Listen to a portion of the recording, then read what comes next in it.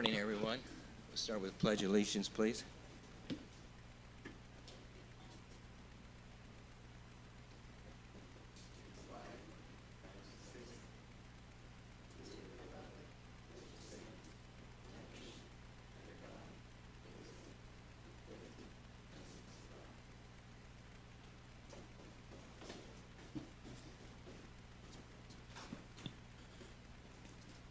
Good morning, everyone. Okay. Meeting of the Commissioners for June 6th. Minutes and claims, Mr. Auditor. Okay, we've got the minutes for the May 30th meeting.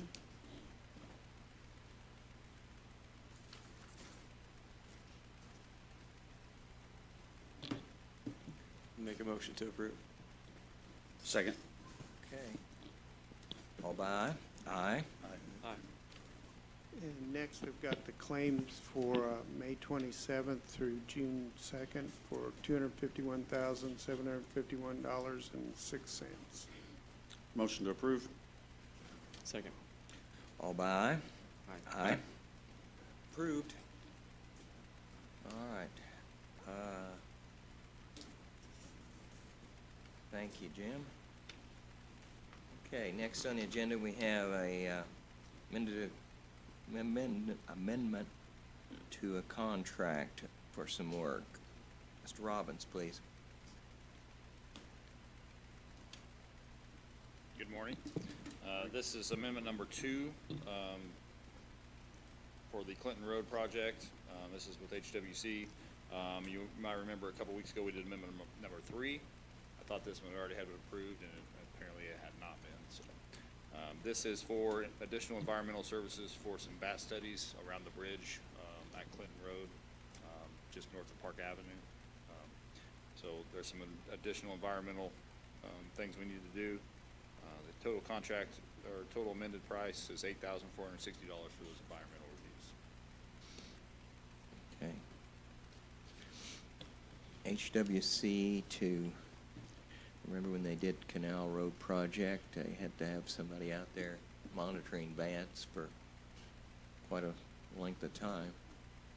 So this goes along with any of these projects, correct? Correct. Yeah, we've got some additional right-of-way that we're requiring around the bridge structure itself to do some work, some rehab work, and some of that work triggered some additional bat review around the structure itself and the surrounding area there.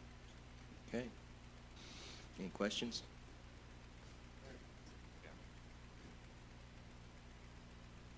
Okay.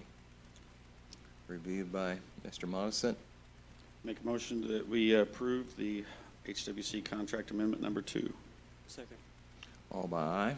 Aye. Aye. Okay. Thank Thank you. Keep that project moving. Okay. All right, Mr. Auditor, you want to explain this next item on the agenda? The next item is a form we need to sign to transfer back to the county account the remaining balance in the trust fund that was set up at First Financial for construction of the jail. I think last I checked, there was like $1.6 million left in that account. So, you know, that's something you guys need to be proud of. You've got the jail done, and you've got $1.6 million left. You and the previous commissioners, Brad and Judy and John Marvel and Brendan, brought it in cheap for less than we thought. And So the this council. money will go back to the fund from which it came. I think it was public safety, but I'll have to check to make sure. Yeah, it could go back to a couple different spots, right? Yeah. Yeah. Part of the money that was in that account was from the $10 million that the county put in the project to, you know, keep the bond issue down, the interest cost down, and another $3 million of it was to reimburse the county for the purchase of the land. And that came out of the bond proceeds and then went into this account.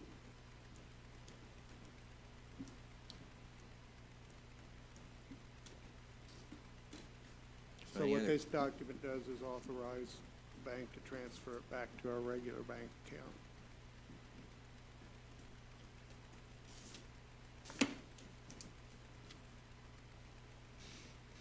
Any other questions, Auditor?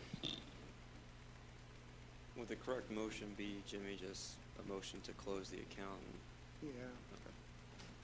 I'll make that motion. Second. All by aye? Aye. Aye.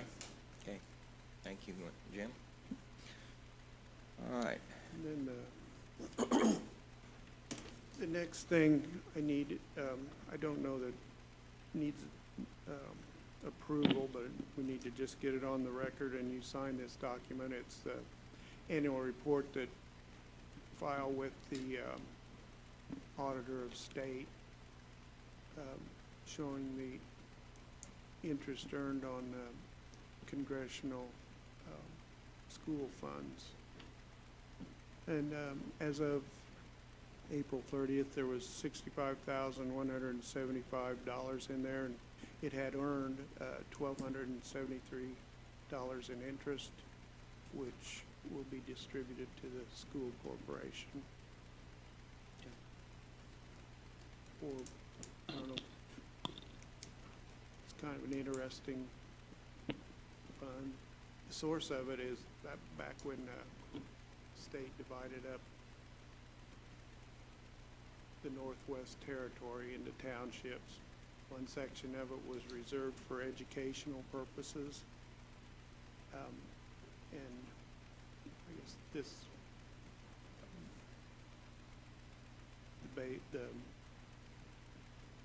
this trust fund came from, I guess, the proceeds of when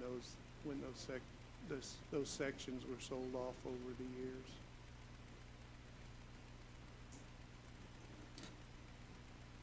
You're full of all kinds of good I information know, today, Jimmy. I'm a historian. we just need a motion to accept your report. Yep, that'll do it. Motion to accept Second. the auditor's report. Second. All by aye? Okay, Aye. thank you. And then I got one more thing that came in late yesterday before we got after the agenda was prepared, but we can take care of it now. It's the annual covered bridge certification we send into the auditor. And what we're doing with this document is certifying that Beagle County has one covered bridge, and the state will pay you $1,800 to maintain that. Motion to approve. Second. All by aye? Aye. What's the name of that bridge again? It's not It's the down Dutchman's. Fowler Park. Adam would know. What? is it? Irishman's, not Dutchman's, yeah. Irishman's Bridge. All right. Moved and seconded and all by aye? Aye? Aye. Aye. Okay. All right. At this point in time, we have any comments from the public? I'd like to address Mr. Kometz. I got an email for him here. This came from Jared Baylor, Mr. Kometz. It says, Mr. Kometz registered a complaint and our office and building inspection investigated. I fail to recall the exact date and do not recall the conversation and actions following. It was determined at the time that the daycare was an in-home business which is permitted in an R1 zoning. Not satisfied with that answer, Mr. Kometz decided he would complain to the APC at the following public hearing. The APC determined that there was not sufficient evidence to take action against the homeowner. It is worth noting that Mr. Kometz is not an adjoining property owner. His residence is your address. It's approximately 300 feet to the east of the daycare located at 2119 East Eaton Drive. He then followed up and said, it has been a year or more since I last visited the property. It is possible that the business has expanded or grown beyond that which is permitted as an in-home business. I can revisit the property as time permits next month, if so desired. Alternatively, we can send code enforcement out for an inspection and observation in the coming days. Please ask if so desired. I asked him to do that. Okay. So we'll wait to hear back from him again. So it may be a few weeks, but okay. Okay. Yeah, you're welcome. Okay. Questions answered. Thank you, Commissioner Schweitzer. Okay. That was public type things. Oh, any other comments from the public? Robert, I heard you had a nice comments about the baseball and the impact our community. You'll make a comment about it?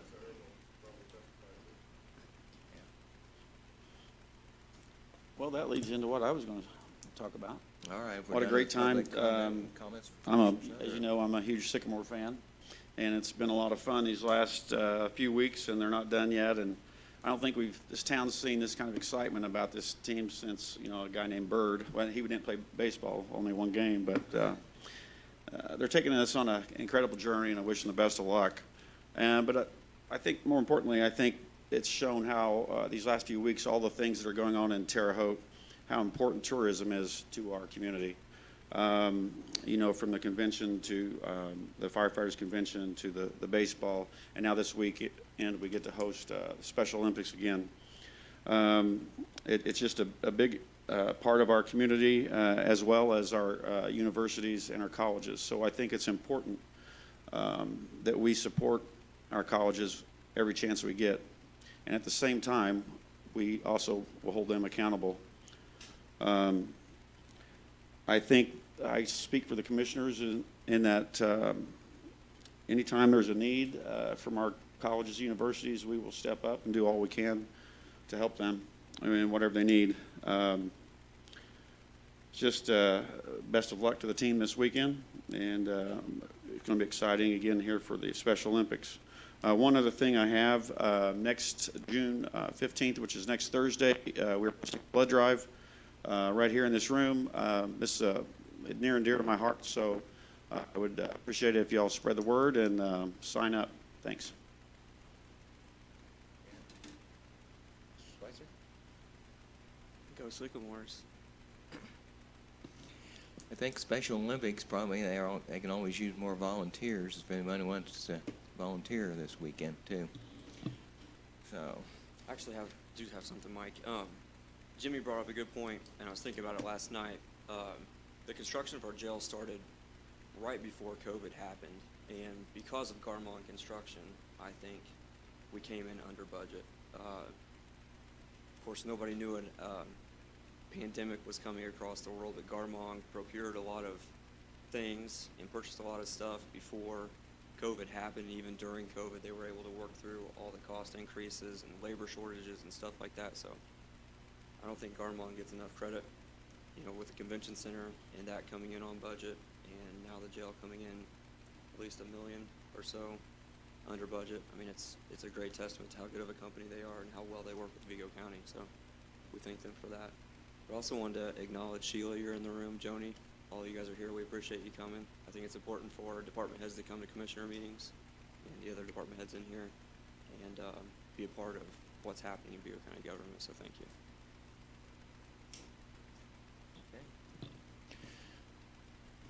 any other elected officials? News from the treasurer's or the clerk's office or anything? Norm's here.